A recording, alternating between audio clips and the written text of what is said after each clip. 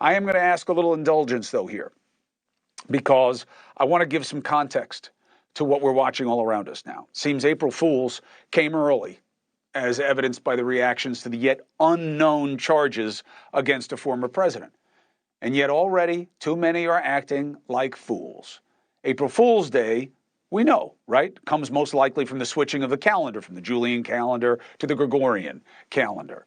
Basically a way to make the timing of the year work better for the Catholic calendar, with the year starting in January instead of March. Why am I telling you this? To be pedantic? No, you have Google. I just want to remind that conflicts that seem to mean so much are often not about what's better, but what is better for one side or another. You see what I'm saying? That's what we're agonizing over here. And you and I are caught watching, trying to make sense of it, and hopefully trying to hold out for a way to find better. Advantage. That's all that this is about going on around Trump right now. Factually, all of the upset at word of the indictment has to be without basis except political animus. Why does it have to be? Because we don't even know what is in the document yet. It's sealed. So no one can say, oh, he doesn't have enough for a case. They can't say that on the facts. They can only believe that the proof doesn't matter because they don't care if Trump committed a crime or not. Think about it. The idea that it can't be worth it, no matter what's in there, can only mean that the same people who wave flags and say, let's get back to the Constitution and law and order, only want that for the other side. A perverse notion of justice, phonetically just us, because it's just about advantage. At this point, it has to be feigned outrage in terms of the insufficiency of the case. You don't know the case. And it is feigned, meaning fake, starting at the top, because you must be reminded that former President Trump, who's now putting out erroneous kufefe like this Truth Social, he didn't just get the word wrong, in all caps, indicated. We know he meant indicted, and it's not that he just can't type, but he gets the idea wrong. If you read it, this is an attack on our country. No, it isn't. It's not an attack on the country. It's an attack on him. And to him, he is the country. He thinks this is wrong because of who he is. And we know that this is true. I'm not criticizing him. It's an observation. And here's the demonstration of the observation. He would be fine with this if it were against anybody else. How do we know? This is the man who led the lock her up chants about Hillary Clinton. He never articulated a crime. He never had proof of a crime. But the crowd loved it. Lock them all up. Why? Because he doesn't like them, because they don't worship him. It was never about proof. It was never about the gravity of the wrong, but the satisfaction of striking back against the system, against the elites. And that is not a wrong emotion to have. Not for Trump. He's benefited from the elite in this country. He's been part of it his entire life. But for the people who see him as an agent of their animus, they're right. They're right. I've always said this ever since the beginning in 2015 or whatever. They're not wrong to be outraged, to feel that they've been put down, set aside. I get it. They're not wrong to be disaffected. There's a lot to be angry about in America. And I understand why they thought Trump was the ultimate outsider who's really an insider who hates what they hate. But this is not a man who's ever staked his name on law and order. And I'm not talking about his personal life, okay? He liked the idea of locking up Hillary Clinton. He would have let it happen. Trump said the same thing about Biden and his family. Investigate them, prosecute them, not because of what he knew, but because he liked that. He liked the idea of it. And it wasn't just words. It was deeds. Remember him having his lawyer, Rudy Giuliani, go to Ukraine and ask them to find dirt on Biden? They all denied it until this happened on my last show. Did you ask the Ukraine to investigate Joe Biden?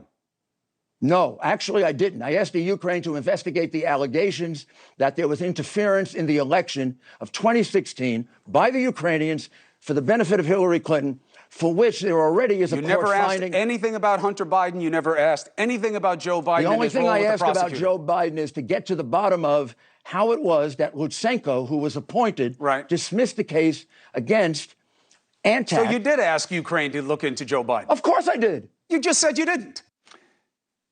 You see, lie, defy, deny. Just as they now deny that the president, the former president, then Mr. Trump, right, because he wasn't president yet, didn't know what Michael Cohen was doing on his behalf. He did know. I've played you the tape again and again. His spokesperson heard the tape last night on the show and then said he didn't know. It's just a lie. It's not about law and order. It's just not. The fact is, Trump did what Cohen pleaded guilty to. It is not right to say he did nothing wrong. The records are wrong. The payment being a campaign ploy, which Michael Cohen also pleaded guilty to, that could be a stretch.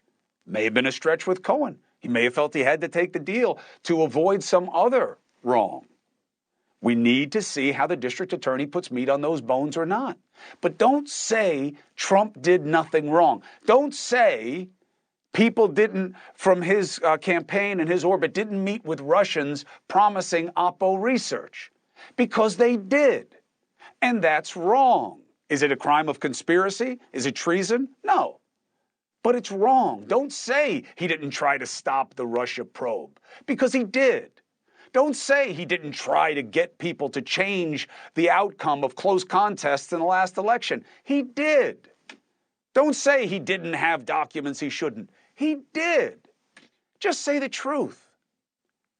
He did wrong things, but maybe they don't matter to you. Or maybe you don't think they rise to the level of significant criminality. That's fine. But don't give me this, no one is above the law. His supporters think he is. And I get why, and I won't condemn them for it altogether. I won't. Why? Because I understand that they see him as the agent of their animus. And that doesn't mean that he gets a pass. He just got indicted. But he carries the flag, and you can't just look at the micro here. We have a bigger problem, okay? And you can say, hey, Michael, I don't know. You back Trump. You're dead to me. I mean, you're just a bigot. You're just stupid. You are writing off a huge chunk of this country who are desperate, so desperate, that they will look the other way to keep someone like Trump in the game. Just think about that.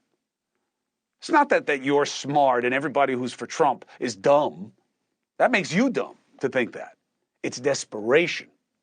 It's being so desperate for things to be better that they'll pin their hopes on something that they know is flawed. That frustration has to be respected, and I'll tell you what, it's a beautiful opportunity for someone who wants to be a leader in this country to reach out to people, because if they're desperate enough to make all these compromises, imagine if someone is actually better and has the same message and same appeal. The president has a great lawyer, but him arguing that they just found Trump and then found the crime, that's not the case. He did the things that drove the probes, the impeachments, the indictments. Hey, look. Maybe it did not warrant that level of response. I'm open to that argument. Maybe in politics, they also did it because they don't like him and they had the power to do it. And maybe they would not have done it to one of their own. And by maybe, I mean, come on. Who does? Who goes after their own? Democrats sometimes on the cancel side. But what they did here, they even backed Bill Clinton. Okay? That could all be true. And that is all wrong. And I get why it makes you hate the system. But don't say Trump never did anything wrong. It makes you what you oppose. He's not just a victim. The truth is okay. One side hates this indictment, even though they would love it if it were any Democrat. And the other side loves it because they're so desperate to see Trump held accountable. And I reject both of those, as I suspect many watching will. Why? Because neither of those are justice. It's just simple vengeance. Selective justice as payback is injustice. And I also think it's just not as simple as saying, hey, Trump's got to get it because everyone is the same. No one is above the law. Please. Just as true as that, not every case is worth making. Prosecutorial discretion either exists or it doesn't. And the good news is it does. Prosecutions should motivate the public interest. They should be worth the commitment of time and resources, and they should think about what they will mean to the society. And I don't know that we know what this means yet in terms of, is the highest good served? I don't know. I don't have to know. I can watch the process. I'll tell you what we do know. And this is the larger point here. And thank you for your patience.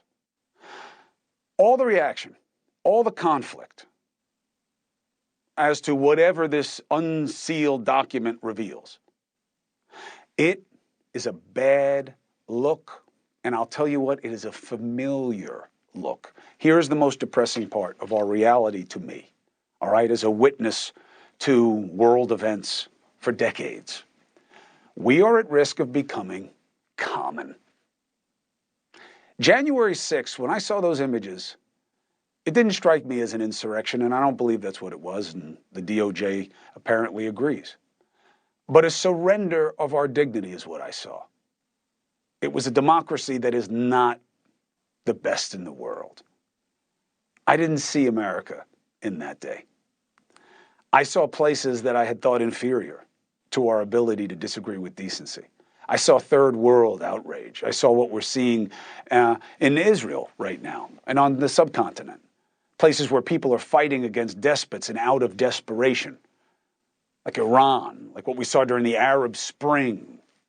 That's what we're becoming here. Trump is not special, you know. He is symptomatic. He is a specimen of an outgrowth of poison populism that's manifested more often than not in a single strongman. You see it in Eastern Europe, Bolsonaro, you saw Netanyahu, Modi, Obrador, Assad. America is going from being one of a kind to being kind of like everyone else. And that is depressing, and it's dangerous to a democracy as fragile as what ours is. Remember Benjamin Franklin. Now you have a democracy, if you can keep it. Hey, thank you for watching.